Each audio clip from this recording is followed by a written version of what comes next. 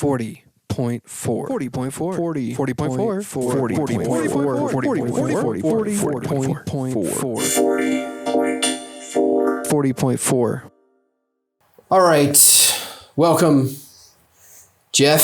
Thank you. Here we are in SL2 at B2 in the green screen lab here. You can see here that we are live keying all sorts of fabulous content. And with us tonight, we have the one and only Jeff Merkel. And today we're going to be talking about what, sir? With the system upgrade, we wanted to try and, build a space that could be equal parts lab as well as performance space, as well as hacker space kind of stuff. Just some place where we could get really, really good audio and do some really neat stuff with spatial audio. And of course, on top of the amazing other technology that's built into the black box, everything for the mocap and lighting and video. Yeah. So here we are. We're in the Atlas building at the University of Colorado in Boulder. It's a glorious building on a glorious campus. And all the way in the basement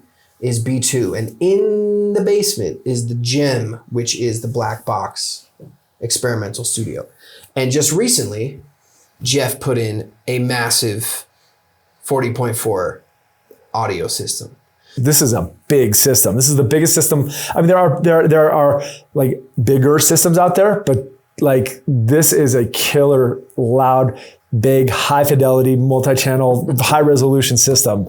And so it was an amazing opportunity. And I can't thank all the fine folks here at Atlas for giving me the opportunity to jump in and do this. And so this was an opportunity that allowed me to go that allowed me to get to go from essentially beginning to end. And that got to use I got to put a lot of my passions and skills together, from everything from designing and fabrication to programming to acoustic measurement and testing to hopefully coming up some performance stuff. The first thing I did is when I came in, I was basically asked to just spec out the room and go, what would you do with this? How would you actually build out a spatial system in here? And so what I did is I basically just came in and I worked off of basically just, tape measure, came in and catted out the whole thing. Let me turn off some of the speakers here, and basically just modeled out the black box here. And so this is kind of like going off of my own measurements and I guess I had some drawings, some technical drawings from when it was actually, I think they're not in there, but that allowed me to essentially model this whole thing together. And so the goal was to figure out how many speakers can we reasonably put in here and control, given, well, there wasn't any specific requirements, but they were saying what would you do here? And so basically I came up with the idea of trying to fit. I wasn't sure until I got in here how many speakers I wanted to put in here. But anyway, built up the model here, and that really helps serve as a framework. And so when I actually did speakers old here, so this is my first attempt at adding speakers in here. And the idea is when we're doing spatial audio systems that we want the speakers to be equidistant as much as possible. So that truthfully what we want is a dome, but it's a little unrealistic and you have to work with the space that you're in. And so the challenge was, how can I fit as many speakers in here in a way that makes some sort of reasonable sense? So that was my first kind of stab at it. And then I think, I don't know if I have, let me get some more of these layers showing in here. I don't know why I don't have these all off. Must have been doing something. I got to turn off. Man, that's annoying that I have to go through and individually turn these on. But it's kind of cool though to see them just pop into existence. One at a time. There they go. And I made all the walls transparent. While you're doing that, I just want to say the most amazing thing about watching these speakers pop in one at a time is that they exist.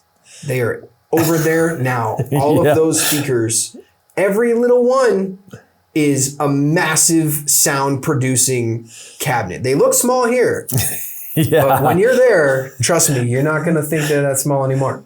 Yeah. So basically the idea was to try and figure this out. And I figured something along the order of 40-ish speakers was going to work out. And in audio, we tend to work in banks of 8. So I was originally kind of trying to find something that would work as a round number with 8. But then in the end, that ended up not really being really what I was looking for. But it was, again, you're trying to, this is an interesting balance because you try and fit as many as you can in there with also within, keeping an eye on the budget, because we just don't want to go too over the top, and also that this is a mixed use room, so it's not an audio studio. The idea is to make this thing as invisible as possible, but as capable as possible. So we're trying to find the smallest but most capable speakers possible.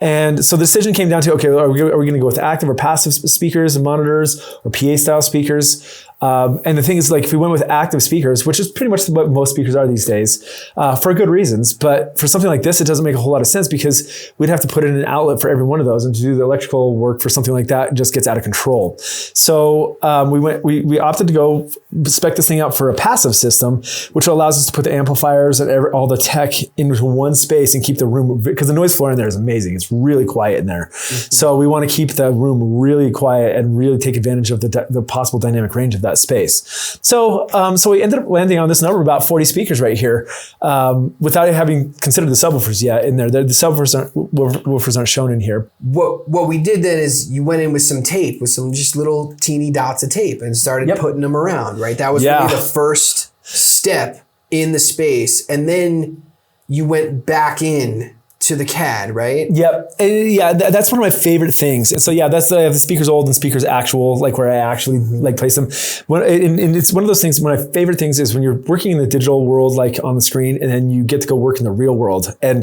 the transition between the two, it's still magic to me. Like even when I get to like CAD something out and I make a physical speaker or 3D print something or whatever, even just like making something move from a computer, still like, I don't know, I think it's the coolest thing ever. So it's still like magic. And so for me, like doing this on a screen was cool because I stared at this a lot. And then I got to go in there and then with ladders and tape measures and just sit there and just get a feel for the space. I can't tell you how many nights I came in here and just like soaking in the space and going, okay, what is this actually going to feel like? And like the aesthetics, and actually, because there's doors and there's like, this is an unusual room, like shaped room where you have these kind of weird nooks and crannies. And then of course there's plumbing, there's pipes, there's electrical work, there's stairways, and you have to work kind of around all that stuff. Well, right. And that was a big part of the process. I remember you were putting tape around and saying, oh, wait, how am I going to do that? And how am I going to do that? Oh, wait, I got to change this. And then if you move one a little bit, then you kind of got to change them all. Exactly. Yeah. Yeah. Because the idea, again, we're trying to keep them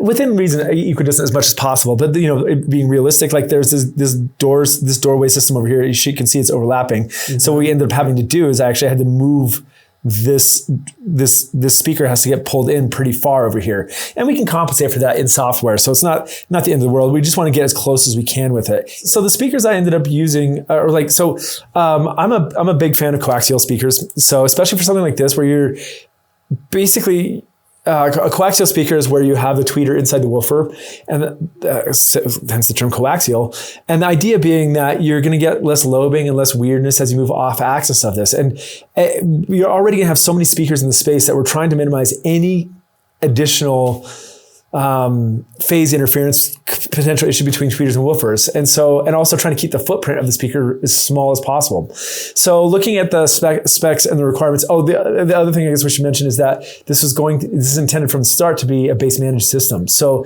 meaning that we only had to get the speakers to work down to about 80 hertz, and below 80 hertz, everything's going to get pushed to the subwoofers. So that allows us to get the speakers to be relatively small footprint on these things. And so by going with coaxial, it allowed us to make speakers pretty tiny. But we also want to make them as flat as possible. So it's kind of, the considerations are a little different than you would say for like a home or like home theater or studio or some of those kind of systems where you don't really care about depth as much. We're really trying to keep these things as shallow as possible against the walls so that people walking through there with carts aren't going to bang into them, or just like just walking through the space aren't going to bang into these things. So basically, it came down to I wanted something in the order of like a small bookshelf size speaker, but that packed a serious punch. And so we were able to get that down into. So I built a few different prototypes.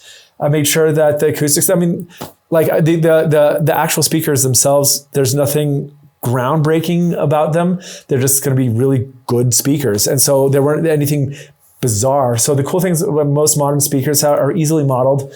You put in the specs, the teal small parameters, and it tells you how big the volume of the box needs to be, how big, in this case, their vented box, how big the ports need to be. And so we just basically able to hammer that out. So I ordered a bunch of parts, did some just acoustic measurement testing, checked out, and then it was off to the races. And the cool thing was, it was just a quick, I wasn't say it was quick, but it was a relatively quick check just to make sure that they're actually performing as intended.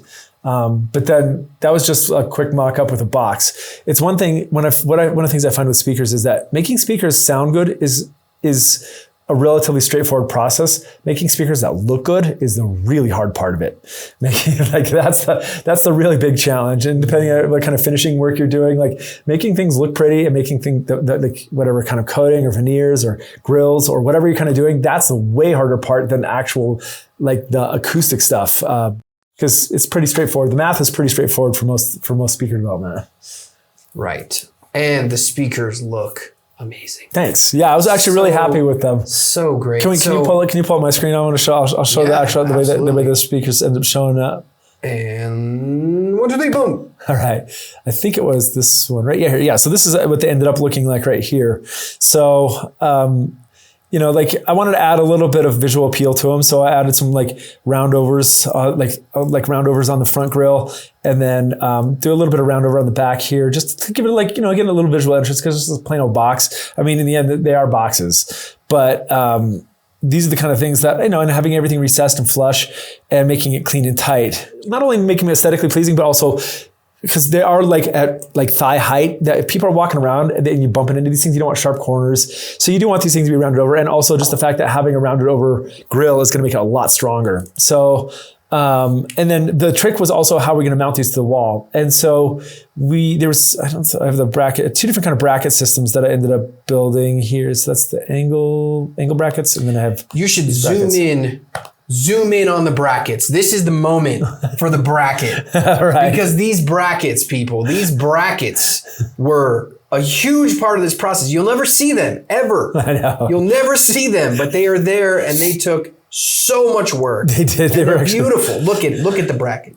So we were trying to, well, basically the requirement was when we were speccing out the system to have it on Unistrut. And because much of the, or I guess Unistrut's the brand name, but I guess we call them struts, but there's a lot of the lighting and the rigging and all that kind of stuff in that space has these Unistruts in there. So the target was to actually make these so that they could actually be mounted to that. So they could be moved and removed and kind of used in a flexible way. So that was kind of the outset for using Unistrut. We ended up kind of shifting gears as we got into the project and not using Unistrut everywhere, just only where the speakers were. But the design actually ended up holding. So we had some that were straight along here, and then we did some angled ones for when we wanted them to be on the ceiling and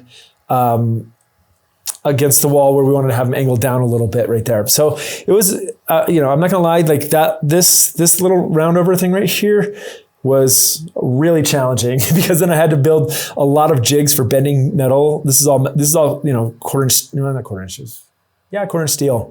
So these are all welded steel and fabricated, and these have to be exact, and also so that this is a straight line between these two things right here. It was a lot of jig making and tool building. And then same thing goes for the bending of the grill to be at exactly the right radius of the internal radius, because the outside radius is about 3/4 inches. I work in metric, but for this stuff, like I did it in 3/4 roundover.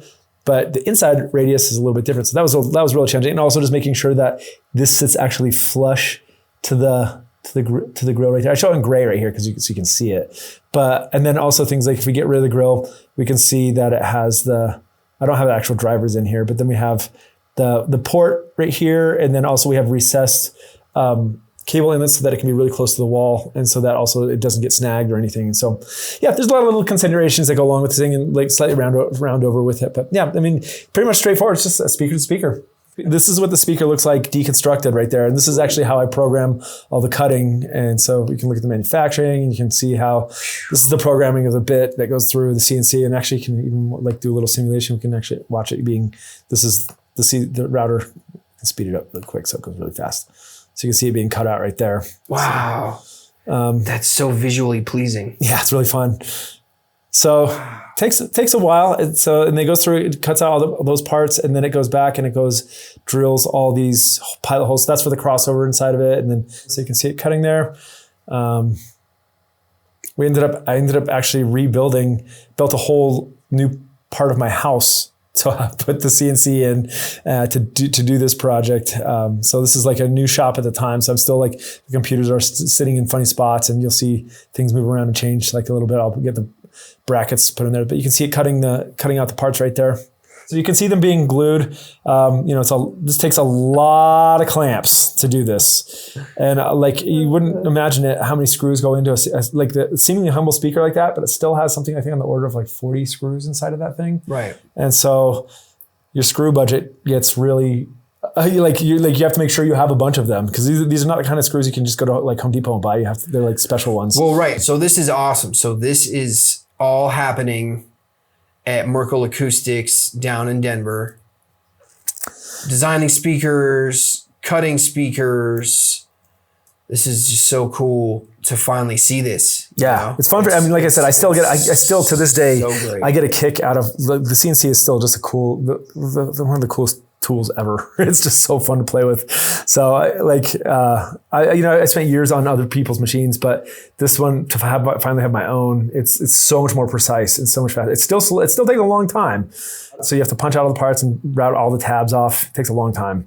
Sanding everything down, and the sanding is like really like, that's one of those things. It doesn't look like it. Oh, there's my dog, my wife.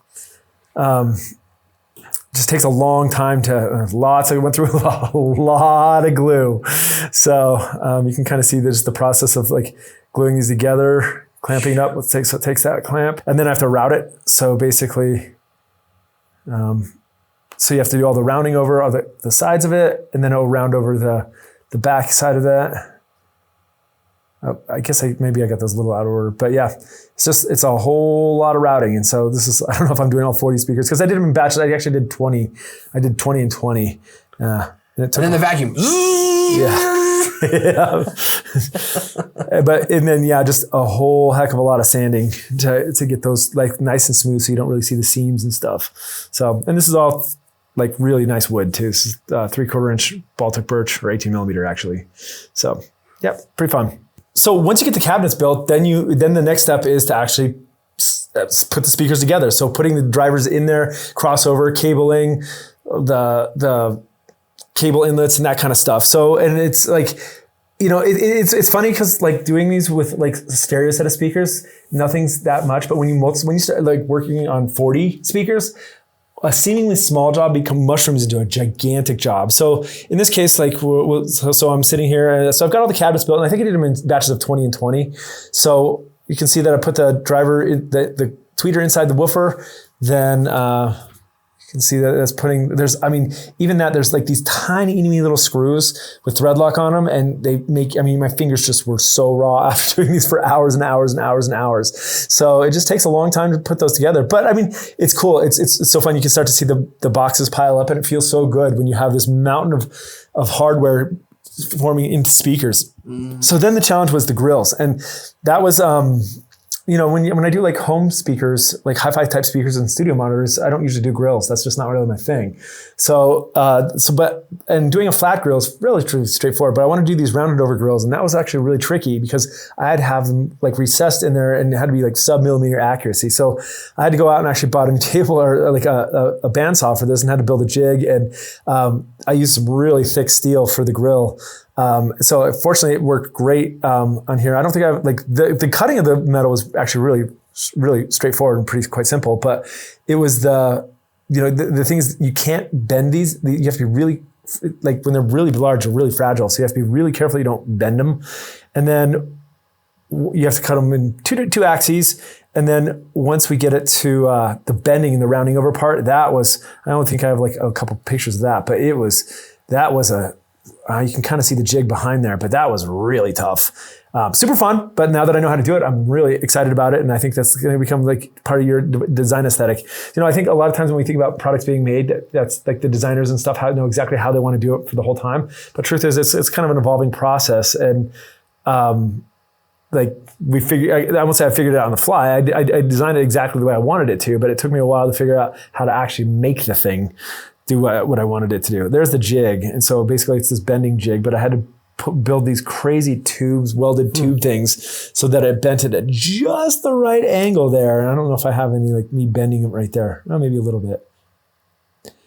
But that was a challenge. It was bending, like, I guess I'm still cutting those, but that's the bender, the bending jig right there. But you can kind of see the speaker as it's kind of put together. Oh, there. So then it's putting in about 10 screws per, getting them sunk in there. It just takes a lot of screws in there.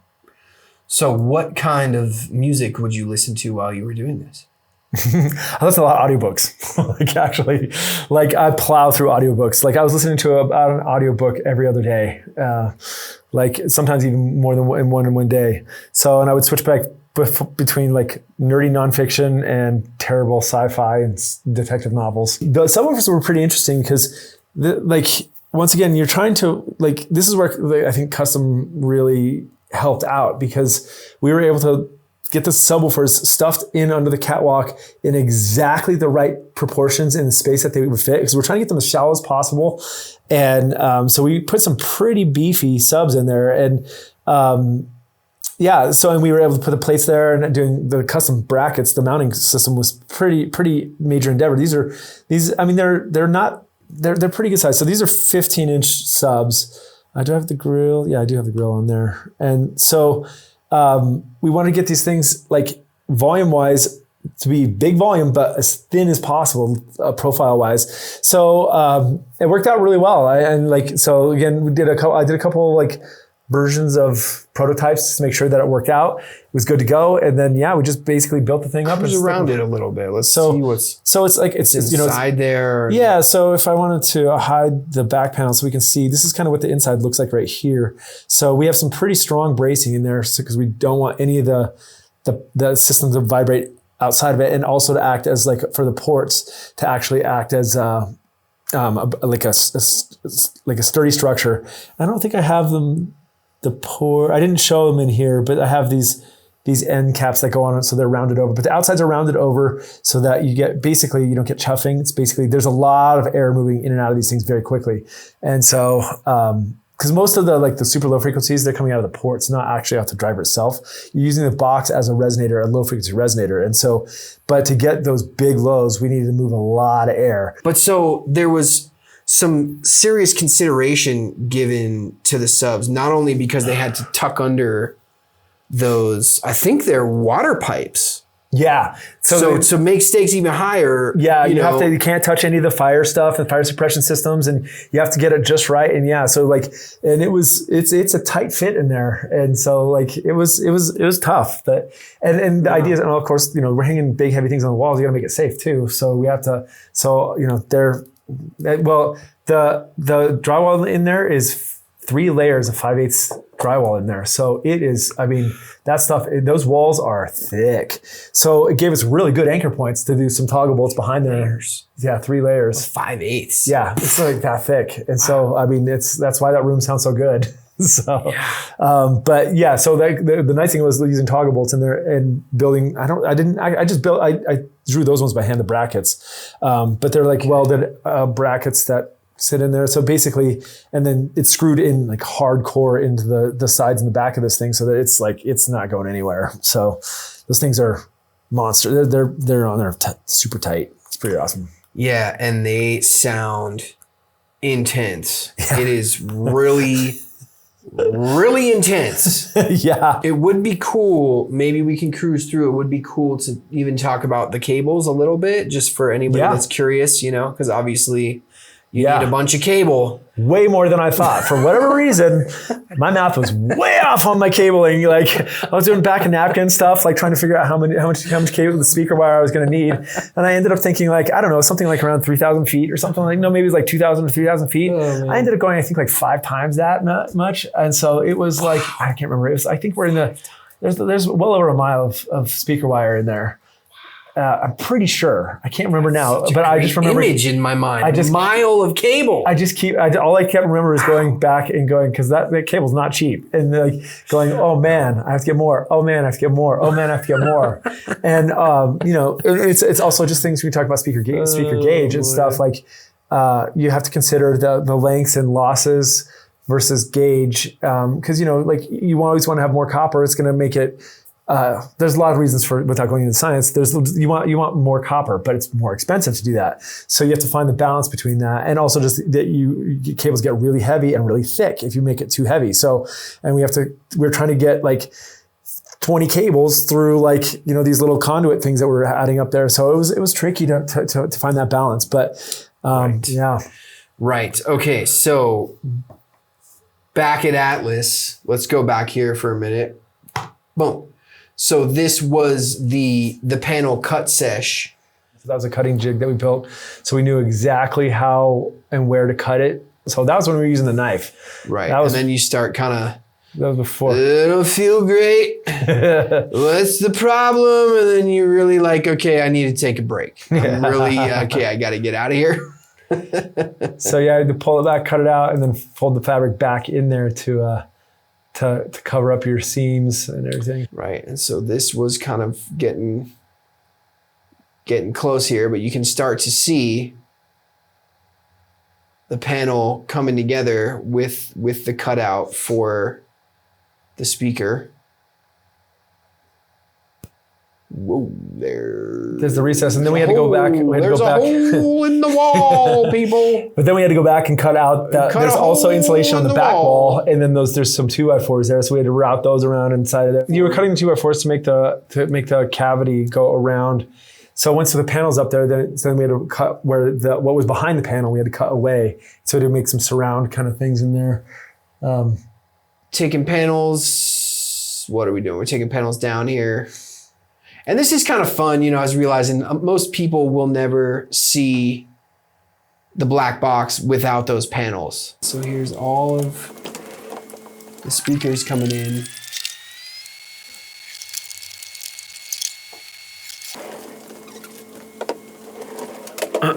Yeah, so all of those speakers coming in one at a time, being loaded onto carts. We didn't have to do this. Yeah. We didn't have to do this, but I'm so glad we did. And you'll see why in a minute, because all of the speakers, you can't really see them quite yet. But are we ready? Are we ready? We need like a drum roll. Drum roll, please. Here they come. All 44 of the glorious Merkel acoustics, custom fabricated, built, and designed. Boom. Boom. That's a loud speaker. It's just beautiful. I know. It's just beautiful. All of them just sitting there so innocent, Little do they know what's going to be in store for them. Yeah. And that was before we had brackets on them. So then you had to make all the brackets, and then we had to go install those. Yeah. Right. So that's actually this here, the brackets. Yeah. This is kind of funny. A little bit of B-roll. So this was Jeff with the drill. Like I said, yeah, it's deceptive. There's so many screws on. That's my box that has like 1 million screws in it. But there's so many screws. So you have to make little jigs so like you know exactly where to put the bracket. And so the coating is a Duratex. It's kind of a standard speaker coating, but it's really tough and waterproof and super tough. Right, Duratex.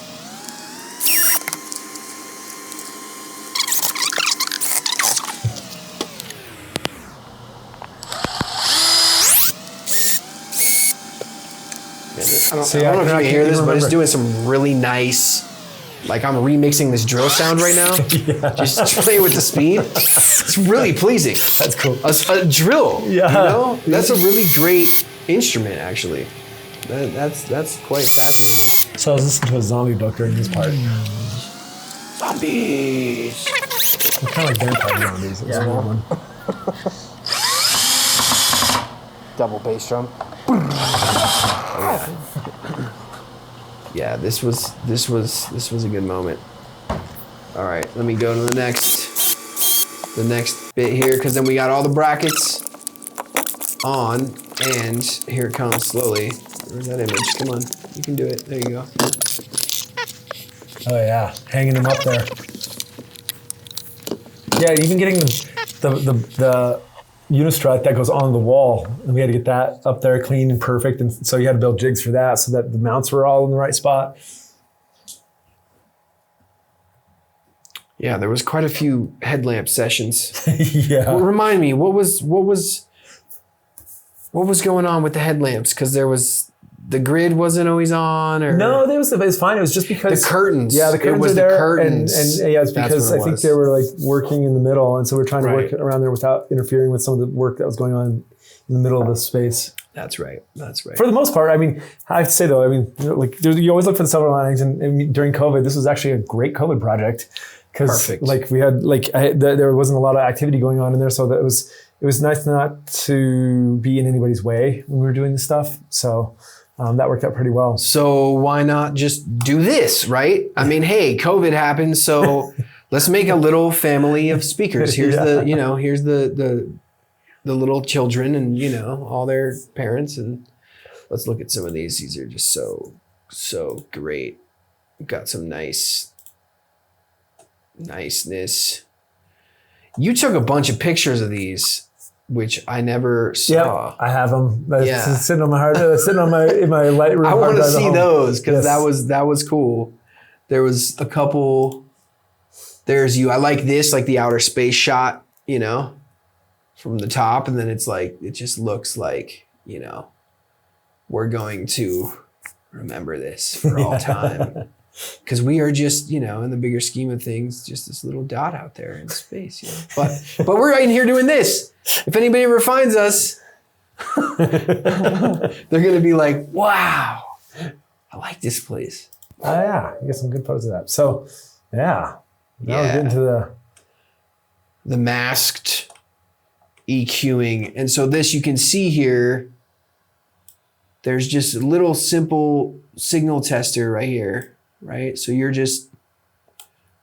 on Dante controller at this point, and you're just popping a little cycle, I think, in max into just doing some signal checking, just checking them, and then explain this process. So this is important, right? So what's going on here? Well, in terms of the signal flow, so there was a decision early on as part of the initial bid that everything needed to be on Dante. So the black box. Per some of the other systems that are already in that were either going in or already existing were Dante based. So we wanted to have the whole system be able to be Dante connected, and it made for a lot of good reasons. It's a very robust system. So basically we needed to go from like computer to ambisonic decoder to DA converters to amps to speakers, and so basically. That's essentially the signal flow, but we use some pretty awesome QSC amps, what are the PLD 4.2s. So there are 4-channel amplifiers in each one of those, and what they allow is they have significant DSP control in there. So while those speakers I'm very happy with the performance of those speakers, they're not dead flat, right? And so they are using, like again, because we're making 40 of these speakers, they're not going to be the flattest things on the planet. So we have to use a little DSP to do some correction. And that can be done in software or it can be done in the hardware. And this is kind of done on the hardware side. So to flatten those things out, I went through and measured all the speakers. It got a decent curve on it. And then we basically did some EQ correction on them to get them to perform pretty flat. So the cool thing is it lives on the amplifier. So no matter what you do on software upstream, it's still gonna ring out as flat. Actually, above on top there, you can see the little red and silver things. Those are Tascam 32-channel DA and AD converters. So Dante to DA or AD. So that allows us to get a lot of I/O out of those things and tap into there. And so we had to make all the cables for all that stuff too. So yeah, I can't stress how long the cable making was really not cable making, cable running was pretty significant. That was a pretty big endeavor. The very first. Oh yeah, test. It is. And the cool thing is, like you can see right there, so my computer's just patching that pathway right there using Dante. So You can just jump in, and there's Dante drops all over in the black box in upstairs. So you can drop in anywhere and have access to the whole system, which is really cool. Little local rep right there. That's the Grace Design 8-channel Dante enabled mic pre, which is a really cool unit. Super cool. And it's got the Dante card in it. So this right here is the Grace. So you can drop in, and it's basically you can. Yeah. So cool. Yeah, it's audio over IP is a really cool technology. All right, I don't know what that was about. Let's see. So then I think actually, I don't know if you can hear this, Jeff, but I think wait, is this all of the speakers now? Yeah. Oh yeah, that was like, we do think that was like when we first started getting the thing fired up. So we just popped, maybe. Yep, I remember that, man. Yeah. But are they all in? I guess they are. Yeah, they were. So we were just moving around. Like the patch hadn't been completed. The max patch hadn't been completed at that point, but we were able to get sound out of all the speakers. So we were just doing some. Are they? Yeah, they're up there. You see them up top? Yeah. Huh. So yeah, the very, very first sound was actually a Maria Schneider cut, which is cool because, you know, all of that music is released as full res recordings, and, you know, credit to Maria Schneider for being the first one on the system. But then there was some other kinds of music. We got the USB stick out and we said, okay, let's see here. What can we... Okay, so we put some D'Angelo on, Black Messiah. Yeah. And then I think at this point, Jeff was like, all right, hold on. Let's put this through its paces. And we cranked. You hear that?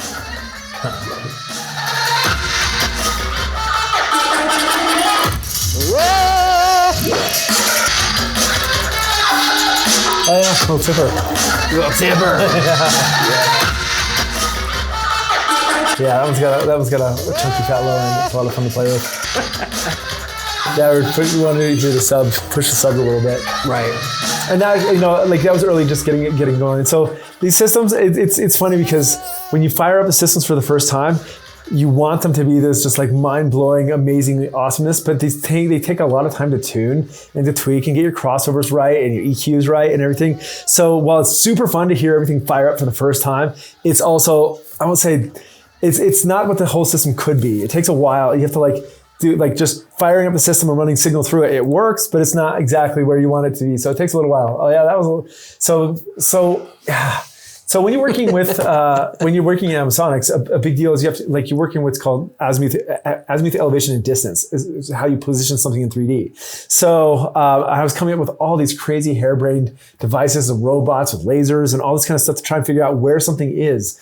And in the end, I was just getting really frustrated with it. And I was like, you know what? I'm just going to build a old school analog device and a tape measure, and it worked. And so actually what I did is I have just a little it's actually a gun sight that you put on it, and I have basically you can adjust the azimuth, you can adjust the elevation, and then we just did distance. We just used good old school tape measure and just stretch the thing out to measure how far it is to the speakers right there. Right. So this is later. This is after everything that we really started kind of doing some work on the system.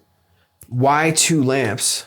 The reason is that sometimes when you're trying to flow, it's good to have the little mini recording lamp, right? So we have all the lights down and then we turn off the big lamp, and then that it's that's recording time. It's go time. Yeah, that's cool. No more excuses. Yeah. Nothing, I'm not gonna. Does it get you in your space kind of thing? Yep. There's a lot of screens up there too.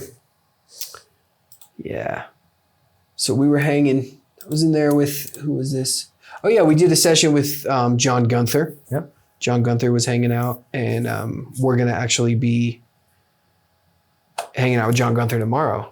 Yeah. But this is all gonna get kind of weird now because it's you're gonna be watching this, and it's gonna be what's tomorrow, what was yesterday, and here's me with my hat, but it's backwards here and it's forwards here, and Jeff's got that hat there, but John's got that hat, and look, we all have hats. Yeah. It's a hat party. All right. But so right. The point is that at this point, it was time to really start playing around with the digital sides of things, with Dante and with Max. And so I think we should look at Dante and Max. Yeah. And really kind of step through a step-by-step guide of how to interface with the system. So we're going to do a little reset, and we'll begin that in a moment. 40.4.